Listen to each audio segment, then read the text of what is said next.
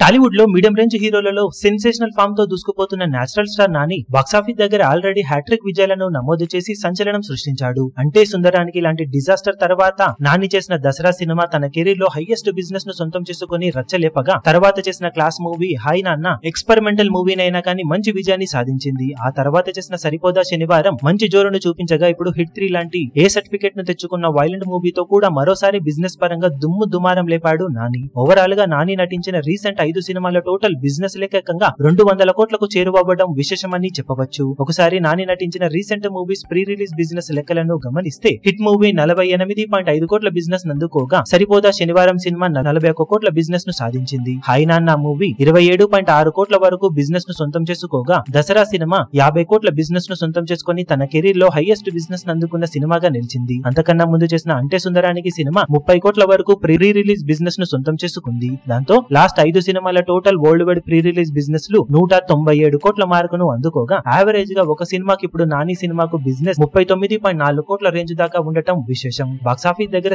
సినిమాకు తన రేంజ్ ను పెంచుకుంటూ దూసుకుపోతున్న నేచురల్ స్టార్ ఈ సినిమాతో మరోసారి అన్ని చోట్ల మాస్ రచ్చలు లేపే అవకాశం పుష్కలంగా ఉందని చెప్పవచ్చు. అద్భుతమైన ట్రెండ్ ను చూపెడుతూ ఉన్న ఈ సినిమా బిజినెస్ పరంగా కూడా అన్ని చోట్ల నాని కెరీర్ లో బిగ్గెస్ట్ బిజినెస్ ను సొంతం చేసుకోగా ఇప్పుడు బాక్సాఫీస్ దగ్గర ఏ రేంజ్ కలెక్షన్లను అందుకొని సెన్సేషన్ ను క్రియేట్ చేస్తుందో చూడాలి. ఈ వీడియో మీకు నచ్చినట్లయితే లైక్ చేయండి, షేర్ చేయండి, ఛానల్ ను సబ్స్క్రైబ్ చేయడం మాత్రం మరవకండి. ఏ చిన్న అప్డేట్ ను మిస్ అవ్వకూడదు అనుకుంటే బెల్ ఐకాన్ ను ప్రెస్ చేయండి.